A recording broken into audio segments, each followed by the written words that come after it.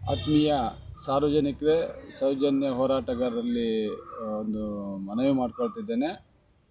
ಸುಮಾರು ದಿನಗಳಿಂದ ಸಾಮಾಜಿಕ ಜಾಲತಾಣಗಳಲ್ಲಿ ಫೇಸ್ಬುಕ್ನಲ್ಲಿ ನನ್ನ ಬಗ್ಗೆ ಅನಿತಾ ಯಾನೆ ರಾಧಿಕಾ ಕಾಸರಗೋಡು ಅನ್ನೋ ಒಬ್ಬಳು ಬಾಯಿಗೆ ಬಂದಂತೆ ಮಾತಾಡಿಕೊಂಡು ವಿಡಿಯೋವನ್ನು ಬಿಡ್ತಿದ್ದಾರೆ. ವಾಸ್ತವವಾಗಿ ಅದೊಂದು ಗಾಂಜಾ ಗಿರಾಕಿ. ಅದ್ರ ಬಗ್ಗೆ ತಲೆ ಕೆಡಿಸ್ಕೊಳ್ಳುವಂಥದ್ದು ಏನಿಲ್ಲ, ಅದಕ್ಕೆ ಉತ್ತರ ಕೊಡುವಂಥದ್ದು ಏನಿಲ್ಲ. ಆದರೆ ನನ್ನ ಸ್ನೇಹಿತರೆಲ್ಲ ತುಂಬ ಹೇಳಿದರು, ಅವಳೇನು ನಿನ್ನ ಬಗ್ಗೆ ತುಂಬ ಮಾತಾಡ್ತಿದ್ದಾಳೆ, ಅದಕ್ಕೊಂದು ಸ್ಪಷ್ಟೀಕರಣ ಕೊಡು ಅಂತ ಹೇಳೋ ಕಾರಣಕ್ಕಾಗಿ ಇವತ್ತು ನಾನು ಸ್ಪಷ್ಟೀಕರಣ ಕೊಡ್ತಿದ್ದೇನೆ. ಯಾಕಂತ ಹೇಳಿದ್ರೆ ನಾನು ಹಿಂದಿಂದನೂ ಇನ್ನೂ ಹುಲಿನೇ. ನನ್ನ ಬಗ್ಗೆ 1000 ಬರ್ದು ಹಾಕಿ ನಾನು ತಲೆ ಕೆಡಿಸ್ಕೊಳ್ಳೋನಲ್ಲ. ಯಾಕಂದರೆ ನಾನೇನನ್ನೋದು ನನಗೆ ಗೊತ್ತು. ಈ ಗಾಂಜಾ ಗಿರಾಕಿ ಹತ್ರ ಕೇಳಿಸ್ಕೊಳ್ಳೋಂಥ ಅವಶ್ಯಕತೆ ನನಗಿಲ್ಲ. ವಾಸ್ತವವಾಗಿ ಏನು ಕೇಳಿದರೆ, ಸೌಜನ್ಯ ಹೋರಾಟಕ್ಕೆ ಬಂದಂಥ ಅನಿತಾ ಕಾಸರಗೋಡು ಅವರು 1.5 ವರ್ಷದಿಂದ ಎಲ್ಲಿ ಸತ್ತಿದ್ದಾರಂತ ಗೊತ್ತಿಲ್ಲ. 1.5 ವರ್ಷದಿಂದ ಎಲ್ಲಿದ್ದಾರೋ ಗೊತ್ತಿಲ್ಲ. ಇತ್ತೀಚಿನ ಒಂದು 3-4 ತಿಂಗಳಲ್ಲಿ ವಿಡಿಯೋ ಅಪ್ಲೋಡ್ ವಿಡಿಯೋಗಳು, ಫೇಸ್ಬುಕ್ ವಿಡಿಯೋಗಳು ಎಲ್ಲ ಮಾಧ್ಯಮಗಳಲ್ಲಿ ಮಾತಾಡುವಂಥದ್ದು ಮಾಡ್ತಿದ್ದಾರೆ. ಮಾತಾಡಿ, ನಾವು ಅದ್ರ ಬಗ್ಗೆ ತಲೆ ಕೆಡಿಸ್ಕೊಳ್ಳಲ್ಲ. ಇವಳ ಬಾಯಿ ಜಾಸ್ತಿ ಆಗಿಯೇ ಆ ಕಡೆ ಡಿ ಗ್ಯಾಂಗ್ನವರು ಇವಳ ಮೇಲೆ 3-4 ಕೇಸ್ಗಳನ್ನು ಹಾಕಿದ್ದಾರೆ. ಹೋರಾಟಕ್ಕೆ ಬಂದ ಮೇಲೆ ಕೇಸು ಸಹಜವೇ. ಅದು ಯಾರಿಗೂ ನನ್ನ ಮೇಲೂ ಕೇಸಿದೆ, ನಮ್ಮ ಹೋರಾಟಗಾರರು ಎಲ್ಲರ ಮೇಲೂ ಕೇಸಿದೆ. ಯಾರು ಕೂಡ ಈ ಥರ ಕಚಡ ಕೆಲಸ ಮಾಡಲಿಲ್ಲ. ಅನಿತಾ ಕಾಸರಗೋಡು ಥರ ಕಚಡವಾಗಿ ಕೆಲಸವನ್ನು ಮಾಡಲಿಲ್ಲ, ಕಚಡವಾಗಿ ಮಾತಾಡಲಿಲ್ಲ. ವಾಸ್ತವವಾಗಿ ಅವಳಿಗಿರೋ ಸಮಸ್ಯೆನೇ ಬೇರೆ. ಈ ಹೋರಾಟದಲ್ಲಿ ಎಲ್ಲರನ್ನೂ ಎಳ್ತರುವಂಥ ಅವಶ್ಯಕತೆ ಇರಲಿಲ್ಲ. ಅವಳು ದೊಡ್ಡದಾಗಿ ಬಿಡ್ತಾಯಿದ್ಲು ಬೇರೆ ಫೇಸ್ಬುಕ್ನಲ್ಲಿ ವೀಡಿಯೋದಲ್ಲಿ. ನನಗೆ ನಮ್ಮ ಮನೆಯಲ್ಲಿ ಬೇಕಾದಷ್ಟಿದೆ, ನನಗೆ ಅವಶ್ಯಕತೆ ಇಲ್ಲ, ನನಗೇನು ಸಮಸ್ಯೆ ಇಲ್ಲ, ನಾನು ಈ ದುಡ್ಡಿಗಾಗಿ ಅಲ್ಲ ಅಂತ. ಹಾಗಾದರೆ ನೀನು ಇಷ್ಟು ದಿನ ಯಾರ್ಯಾರಿಗೆ ಫೋನ್ ಮಾಡಿ ಯಾಕೆ ದುಡ್ಡಿಗಾಗಿ ಬೇಡ್ತಿದ್ಯಾ? ನೀನು ಮಾಡೋ ಹಲ್ಕಟ್ಟು ಕೆಲಸಕ್ಕೆ, ನೀನು ಊರ ಮೇಲೆ ಹೋಗಿ ಮಾಡ್ಕೊಂಡಿರೋ ಹಲ್ಕಟ್ಟು ಕೆಲಸಕ್ಕೆ ನಾವು ದುಡ್ಡು ಕೊಡಬೇಕಾ? ನಿನಗೆ ಯಾರು ದುಡ್ಡು ಕೊಡಬೇಕೋ ಅವನ ಹತ್ರ ಹೋಗಿ ಕೇಳಬೇಕಾಗಿತ್ತು. ನಿನಗೆ ತಾಕತ್ತಿದ್ರೆ ಹೇಳ್ತಿದ್ಯಾ, ನಂಗೆ ಅಲ್ಲಿ ಕಾಂಟ್ಯಾಕ್ಟ್ ಉಂಟು, ಇಲ್ಲಿ ಕಾಂಟ್ಯಾಕ್ಟ್ ಉಂಟು, ಅವ್ರ ಮನೆಗೆ ಹೋಗಿ ಮಾತಾಡ್ತೀನಿ, ಇವ್ರ ಮನೆಗೆ ಹೋಗಿ ಮಾತಾಡ್ತೀನಿ. ಅದನ್ನು ನೀನು ಮಾಡೋದಪ್ಪ. ಯಾಕೆ ಸುಮ್ಮನೆ ನಮ್ಮನ್ನೆಲ್ಲ ಅದಕ್ಕೆ ಮಧ್ಯೆ ತಂದು ನಮಗೆಲ್ಲ ಡ್ಯಾಮೇಜ್ ಆಗೋ ರೀತಿಯಲ್ಲಿ ಮಾಡ್ತಿದ್ಯಾ ಹೇಳು? ಅಂದರೆ ನಿನ್ನ ಉದ್ದೇಶ ಬೇರೆದೆ. ನೀನು ಡಿ ಗ್ಯಾಂಗ್ ಜೊತೆ ಸೇರಿ ಸುಮಾರು 5-6 ತಿಂಗಳಿಂದ ಏನೆಲ್ಲ ಕೆಲಸ ಮಾಡಬೇಕು ಮಾಡ್ತಾಯಿದ್ಯಾ, ಅದು ನಮಗೂ ಕೂಡ ಮಾಹಿತಿ ಇದೆ. ನೀನು ಎಲ್ಲಿ ಬೇಕಾದರೂ ಸೇರು. ನಿನ್ನಂಥ ತುಂಬ ನಾಯಿಗಳು ಬಂದು ಹೋಗ್ತವೆ ಸೌಜನ್ಯ ಹೋರಾಟಕ್ಕೆ. ನಿನ್ನಂಥ ತುಂಬ ನಾಯಿಗಳು ಈ ಕಡೆ ಬರ್ತವೆ, ಆ ಕಡೆ ಹೋಗಿ ಅಲ್ಲಿ ಸೇರ್ಕೊಳ್ತವೆ. ಯಾರೂ ತಲೆ ಕೆಡಿಸ್ಕೊಳ್ಳೋಕ್ಕಿಲ್ಲ, ಹೋಗೋದಿಲ್ಲ. ಸೌಜನ್ಯ ಹೋರಾಟಕ್ಕೆ ನಿನ್ನಂಥ ನಾಯಿಗಳ ಅವಶ್ಯಕತೆಯೂ ಇಲ್ಲ, ನನ್ನಂಥವ್ರ ಅವಶ್ಯಕತೆಯೂ ಇಲ್ಲ. ನನ್ನಂಥ 1000 ಜನ ಸೌಜನ್ಯ ಹೋರಾಟಗಾರರು ಇದರಲ್ಲಿದ್ದಾರೆ. ಆದರೆ ನಾನು ಕೂಡ ನಿಯತ್ತಲ್ಲಿ ಆ ಹೆಣ್ಮಗಳಿಗೋಸ್ಕರ ನ್ಯಾಯ ಕೊಡಿಸ್ಲಿಕ್ಕೆ ಒದ್ದಾಡ್ತಿದ್ದೀನಿ. ನೀನೇನು ವಿಡಿಯೋದಲ್ಲಿ ಹೇಳ್ತಿದ್ಯಾ, ಹೆಣ್ಣಿಗೆ ಆದ ಅನ್ಯಾಯವನ್ನು ಕೇಳೋರಿಲ್ಲ. ಯಾರು ನೀನು ಹೆಣ್ಣಂತ ನಿಂಗೆ ಅನಿಸ್ತಾ ಇದೆಯಾ ಯಾವತ್ತಾದರೂ? ನಿನ್ನ ಜನ್ಮಕ್ಕಿಷ್ಟು.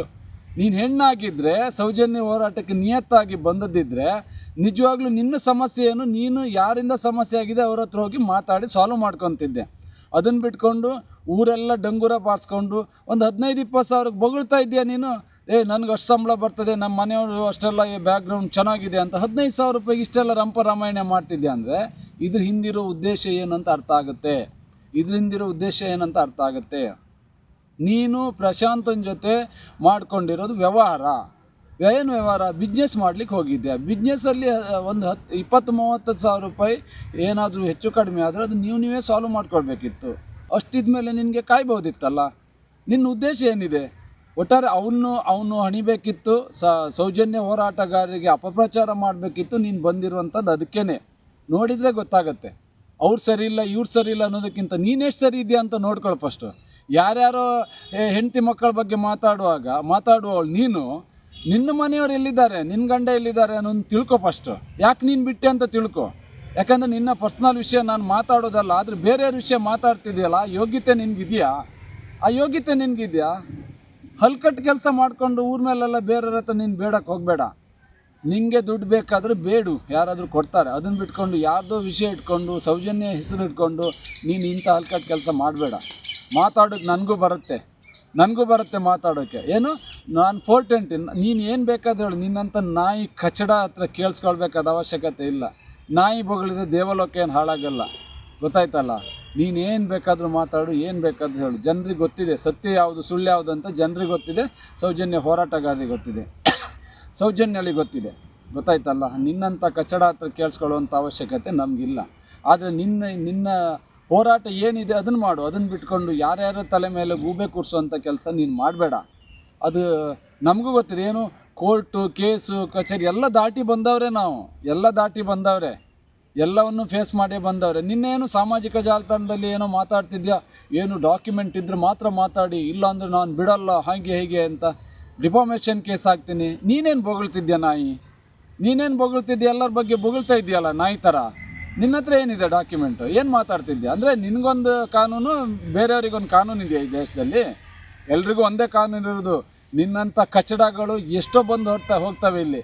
ನಿನ್ನಂಥ ಗಾಂಜಾ ಗಿರಾಕಿಗಳು ಎಷ್ಟೋ ಇಲ್ಲಿ ಬಂದು ಹೋಗ್ತವೆ. ಅದಕ್ಕೆಲ್ಲ ತಲೆ ಕೆಡಿಸ್ಕೊಳ್ಳಲ್ಲ. ಯಾಕೆಂದರೆ ಕೌಂಟ್ರ್ ಕೊಡಬೇಕಂತಲೇ ಮಾತಾಡ್ತಿದ್ದೀನಿ. ನೀನು 10 ವೀಡಿಯೋ ಮಾಡಿದ್ರೆ ನಾನು 20 ವೀಡಿಯೋ ಮಾಡಿಬಿಡ್ತೀನಿ. ಯಾಕೆಂದರೆ ನಿನ್ನಂಥ ಲೋಫರಿಗೆ, ನಿನ್ನಂಥ ಕಚಡಗಳಿಗೆ ಇದೇ ಸರಿಯಾದ ಉತ್ತರ, ಇದೇ ಸರಿಯಾದ ಉತ್ತರ. ಇನ್ನೂ ಕೂಡ ಮುಂದಿದೆ. ನಿನ್ಗೆ ಗೊತ್ತಿರಬೇಕಲ್ಲ ನೀನು ಮಾಡಿರೋ ವ್ಯವಹಾರ ಏನು, ಯಾಕೆ ಫೋನ್ ಬ್ಲಾಕ್ ಮಾಡಿದ್ರು, ಯಾವ ಕಾರಣಕ್ಕೆ ಬ್ಲಾಕ್ ಮಾಡಿದ್ರು ಅನ್ನೋದು ನಿನ್ಗೆ ಗೊತ್ತಿದೆಯಲ್ಲ. ಏನೀಗ ನಿನ್ನೆ ಮೊನ್ನೆಯಿಂದ ಹೇಳ್ತಿದ್ಯಾ ಪ್ರಶಾಂತ್ ಒಳ್ಳೆಯವರು ಅವರೇನು ಇದು ಮಾಡಲಿಲ್ಲ ಅಂತ. ಯಾಕೆ? ಅವನ ವಿಷಯದಲ್ಲೇ ನೀನು ಇಷ್ಟೆಲ್ಲ ಮಾಡಿದ್ದಲ್ಲ. ಅವನು ಒಳ್ಳೆಯನಾಗಿ ಇದ್ದಾನೆ. ಅವನು ಒಳ್ಳೆಯನಾಗಿ ಇದ್ದಾನೆ. ಅವನು ಯಾಕೆಂದರೆ ಅವನು ವ್ಯವಹಾರಕ್ಕೆ ಕೊಟ್ಟಿದ್ದಾನೆ, ವಿತ್ ವಿಡಿಯೋ ಇದೆ. ನೀನು ಫಾರ್ಮುಲಾ ತಗೊಂಡು ಹೋಗಿರುವಂಥದ್ದು, ಬಿಸ್ನೆಸ್ಸಿಗಾಗಿ ಬಂದು ಫಾರ್ಮುಲಾ ತಗೊಂಡು ಹೋಗಿರುವಂಥದ್ದು ವಿತ್ ವಿಡಿಯೋ ಇದೆ. ಅದನ್ನು ಬಿಡ್ತೀನಿ, ನಾಳೆ ಅದನ್ನು ಬಿಡ್ತೀನಿ. ಅದನ್ನು ಸತ್ಯ ಹೇಳು. ನಾನು ಫಾರ್ಮುಲಾಕ್ಕೆ ಕೊಟ್ಟಿದ್ದು ಹೌದು ಅಥವಾ ಬಿಸ್ನೆಸ್ಸಿಗೆ ಕೊಟ್ಟಿದ್ದು ಹೌದು, ಅದನ್ನು ಅವನ ಹತ್ರ ವಸೂಲು ಮಾಡ್ಕೊ, ಅವನ ಹತ್ರ ಕೇಳು. ಅವ್ನು ಕೊಡ್ತೀನಿ ಅಂದಿದ್ದಾನಲ್ಲ. ನಿನ್ನ ಮನೆ ಬ್ಯಾಕ್ಗ್ರೌಂಡ್ ಹೇಗಿದೆಯೋ ಅವ್ರ ಮನೆ ಬ್ಯಾಕ್ಗ್ರೌಂಡು ಹಾಗೆ ಇದೆ. ಅದನ್ನು ಕೊಡೋಕ್ಕೆ ತಯಾರಿದ್ದಾರೆ, ಕೊಡ್ತೀನಂತ ಹೇಳಿದ್ದಾರೆ. ಅದನ್ನು ಹಾಗೆ ನಿಯತ್ತಾಗಿ ತೊಗೊಳ್ಬೇಕು. ಅದನ್ನು ಬಿಟ್ಕೊಂಡು ಸೌಜನ್ಯ ಹೋರಾಟ ಹೆಸರೆಲ್ಲ ಹೇಳ್ಕೊಂಡು ಹಾಳು ಮಾಡ್ಲಿಕ್ಕೆ ಬರಬೇಡ. ನಿನ್ನಂಥ ಕಚಡ ನಾಯಿ ಮಾತಾಡಿದರೆ ಹಾಳಾಗಲ್ಲ ಬಿಡು.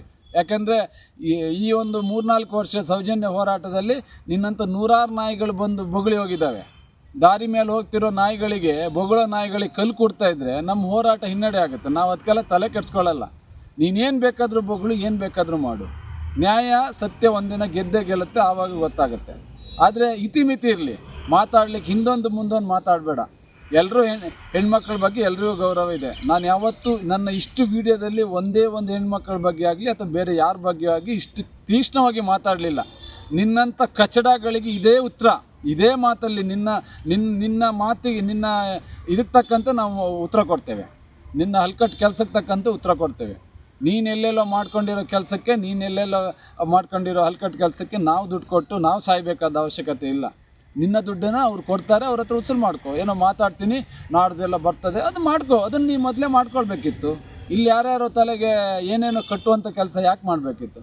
ಏನು ಸೌಜನ್ಯ ಹೋರಾಟಗಾರರು ಏನೋ ಸರಿ ಇಲ್ಲ, ನಾನು ಅದಕ್ಕೆ ಹಿಂದೆ ಹೋಗ್ತಿದ್ದೀನಿ. ನಿನ್ನಂಥ ನಾಯಿಗಳ ಅವಶ್ಯಕತೆಯೇ ಸೌಜನ್ಯ ಹೋರಾಟಕ್ಕಿಲ್ಲ. ನ್ಯಾಯಯುತವಾಗಿ ಸತ್ಯವಂತರಾಗಿ ಸೌಜನ್ಯ ಹೋರಾಟಕ್ಕೆ ಎಷ್ಟು ಜನ ಬಂದರೂ ಎಲ್ಲರೂ ಸ್ವಾಗತ ಮಾಡ್ತಾರೆ.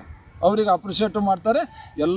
ಹೆಚ್ಚಿನ ಎಲ್ಲ ಸೌಜನ್ಯ ಹೋರಾಟಗಾರರಿಗೂ ಕೂಡ ಸಹಾಯ ಮಾಡಿದ್ದಾರೆ. ಸೌಜನ್ಯ ಹೋರಾಟಗಾರರು ಕೇಸ್ ಆದಾಗ, ಬೇರೆ ಬೇರೆ ಸಮಸ್ಯೆ ಆದಾಗ ಸೌಜನ್ಯ ಹೋರಾಟಗಾರರಿಗೆ ಸಹಾಯ ಮಾಡಿದ್ದಾರೆ. ನಿನ್ನಂಥ ನಾಯಿಗಳಿಗೆ ಸಹಾಯ ಮಾಡೋದು ಹೇಗೆ? ನೀನು ಮೊದಲೇ ಕಚಡ ಇದೆಯಾ, ನಿಂಗೆ ಹೆಂಗೆ ಸಹಾಯ ಮಾಡೋಕ್ಕೆ ಬರ್ತಾರೆ ಹೇಳು? ನೀನು ಮಾಡಿರೋ ಹಲ್ಕಟ್ಟು ಕೆಲಸಕ್ಕೆ ಏನು ಸಹಾಯ ಮಾಡಬೇಕು? ನಿನಗೆ ನಿಯತ್ತಾಗಿ ಬಾ, ಸಹಾಯ ಮಾಡ್ತಾರೆ, ಈಗಲೂ ಮಾಡ್ತಾರೆ. ಅದನ್ನು ಬಿಟ್ಕೊಂಡು ಶೋಕಿ ಮಾಡಬೇಡ. ಮಾಧ್ಯಮ ನಿನ್ಗೊಬ್ಳಿಗೆ ಮಾತಾಡಿರೋದಲ್ಲ, ಎಲ್ರಿಗೂ ಇದೆ. ಫೇಸ್ಬುಕ್ ಇರ್ಬೋದು, ಸಾಮಾಜಿಕ ಜಾಲತಾಣ ಎಲ್ಲರೂ ಯೂಸ್ ಮಾಡ್ತಾರೆ, ಎಲ್ರಿಗೂ ಇದೆ. ಎಲ್ಲರ ಬಗ್ಗೆ ಕೆಟ್ಟದಾಗಿ ಮಾತಾಡಬೇಕಿದ್ರ ಮುಂಚೆ ನಿನ್ನ ಹಣೆ ಬಾರ ಏನು, ನಿನ್ನ ಯೋಗ್ಯತೆ ಏನು, ನೀನು ಎಲ್ಲಿಂದ ಬಂದಿದೆಯಾ, ನೀನು ಮಾಡಿರೋದು ಮ್ಯಾಟ್ರಿಮನಿಯಲ್ಲಿ ದುಡ್ಡು ಮಾಡ್ಕೊಂಡು ಓಡಿದೆಯಾ ಅಂತ ಇಡೀ ಮ್ಯಾಟ್ರಿಮನಿ ಆ ವೆಬ್ ಪೇಜೇ ತೋರಿಸ್ತದಲ್ಲ ನಿನ್ನ ಹಣೆ ಬಾರ ಏನಂತ. ಬೇರೆಯವ್ರ ಬಗ್ಗೆ ಏನು ಮಾತಾಡ್ತೀಯ ನೀನು? ಯಾರ್ಯಾರಿಗೂ ಗಂಡು ಹೆಣ್ಣಿನ ಹುಡ್ಸಿ ಕೊಡ್ತೀನಂತ ಎಲ್ಲ ಮ್ಯಾಟ್ರಿಮನಿ ಮಾಡಿಕೊಂಡು ಅದರಲ್ಲಿ ಏನೆಲ್ಲ ಮಾಡಿದ್ಯಾ ನೀನು? ಅದು ನಿನ್ನ ಹಣೆ ಬರ ಅಲ್ವಾ? ಬೇರೆಯವ್ರ ಬಗ್ಗೆ 420 ಯಾರು? ನೀನು ಕಚಡ, ನೀನು 420. ಅದನ್ನು ಬೇರೆಯವ್ರ ಮೇಲೆ ಕೂರ್ಸೋ ಕೆಲಸ ಮಾಡಬೇಡ. ನಿನ್ನಂಥ ನಾಯಿಗಳ ಹತ್ರ ಹೇಳ್ಸೋಂಥ ಕೆಲಸ ನಮ್ಮ ಯೋಗ್ಯತೆ ಬರಲಿಲ್ಲ ನಮಗೆ, ಗೊತ್ತಾಯ್ತಲ್ಲ. ನಮ್ದು ಏನಂತ ಜನರಿಗೆ ಗೊತ್ತಿದೆ, ನಮ್ಮ ಸೌಜನ್ಯ ಹೋರಾಟಗಾರರಿಗೆ ಗೊತ್ತಿದೆ. ನೀನು ಹೇಳಿ ತಿಳ್ಕೊಳ್ಬೇಕಾಗಿಲ್ಲ. ಇನ್ನೂ ಹೇಳ್ತೀನಿ ನೋಡು, ನಿನ್ನ ತಪ್ಪನ್ನು ಸರಿ ಮಾಡ್ಕೊ. ಅದನ್ನು ಬಿಟ್ಕೊಂಡು ಮತ್ತೆ ಮಾತಾಡೋಕ್ಕೆ ಹೋದರೆ ಇನ್ನೂ ಇದೆ. ನಿಂಗೆ ಗೊತ್ತಿರಬೇಕಲ್ಲ ಒಳ್ಳೆಯವ್ರು ಯಾಕೆ ಫೋನ್ ಕಾಲ್ ಇದು ಮಾಡಿರೋ ಅನ್ನೋದು ನಿನಗೂ ಗೊತ್ತಿರಬೇಕಲ್ಲ. ನೀನು ಏನು ತಪ್ಪು ಮಾಡಿದೆ ಅನ್ನೋದು ನಿನ್ಗೆ ಗೊತ್ತಿರಬೇಕಲ್ಲ. ಮುಂದಿನ ದಿನ ಅದನ್ನು ಕೂಡ ಓಪನ್ ಆಗಿ ಹೇಳ್ಬಿಡ್ತೀನಿ. ನಿನ್ನ ಹಣೆ ಬರೋಕ್ಕಿಷ್ಟು. ಅದನ್ನು ಬಿಟ್ಕೊಂಡು ಯಾರ್ಯಾರಿಗೆ ಮಾತಾಡೋದನ್ನು ಕಲಿಬೇಡ. ನಿಯತ್ತಾಗಿರು, ನಾನು ನಿಯತ್ತಾಗಿರ್ತೀನಿ. ಅದನ್ನು ಬಿಟ್ಕೊಂಡು ನೀನು ಉಲ್ಟಾ ಮಾತಾಡಿದ್ರೆ ನಾನು ಅದನ್ನೇ ಮಾತಾಡ್ತೀನಿ, ಅದೇ ರೀತಿಯಲ್ಲಿ ನಿನ್ಗೆ ಉತ್ತರ ಕೊಡ್ತೀನಿ. ದಯವಿಟ್ಟು ಸೌಜನ್ಯ ಹೋರಾಟಗಾರರಲ್ಲಿ ನಾನು ಆಡುವ ಮಾತಲ್ಲಿ ಏನಾದರೂ ಬೇಜಾರಾದರೆ, ಸಾರ್ವಜನಿಕರಲ್ಲಿ ಬೇಜಾರಾದರೆ ಕ್ಷಮೆ ಇರಲಿ, ದಯವಿಟ್ಟು ಕ್ಷಮೆ ಇರಲಿ. ಆದರೆ ಇಂಥ ಕಚಡ ನನಗೂ ಅವ್ರಿಗೆ ಏನೂ ಸಂಬಂಧ ಇಲ್ಲ. ನನಗೆ ಕಾಲ್ ಮಾಡಿದ್ದೆ ಇವಳ ಸಮಸ್ಯೆಗೋಸ್ಕರ ನನಗೆ ಕಾಲ್ ಮಾಡಿ ಸಹಾಯ ಮಾಡಿ ಅಂತ ಕೇಳಿದ್ಲು. ಅಷ್ಟಾದಮೇಲೆ ಇವಳು ಇಷ್ಟೆಲ್ಲ ಮಾತಾಡ್ತಿದ್ದಾಳಂದರೆ ಇದ್ರ ಹಿಂದಿರೋ ಉದ್ದೇಶ ಏನು ಅಂತ ಸಾರ್ವಜನಿಕರು, ಸೌಜನ್ಯ ಹೋರಾಟಗಾರರು ತಿಳ್ಕೊಳ್ಬೇಕು ಅಷ್ಟೇ. ನಾನು ಇಷ್ಟೇ ನಿಮ್ಮ ಹತ್ರ ಮನವಿ ಮಾಡ್ಕೊಳ್ಳೋದು. ದಯವಿಟ್ಟು ಏನಾದರೂ ನನ್ನ ಮಾತಲ್ಲಿ ಏನಾದರೂ ಬೇಜಾರಾದರೆ, ಯಾರು ಸಾರ್ವಜನಿಕರಿಗೆ ಮತ್ತು ಸೌಜನ್ಯ ಹೋರಾಟರಿಗೆ ಬೇಜಾರಾದರೆ ಕ್ಷಮೆ ಇರಲಿ. ಈ ಕಚಡಕ್ಕಲ್ಲ, ಈ ಕಚಡಕ್ಕಂತೂ ನಾನು ಕ್ಷಮೆ ಕೇಳೋದು ಇಲ್ಲ. ದಯವಿಟ್ಟು ಕ್ಷಮೆ ಇರಲಿ.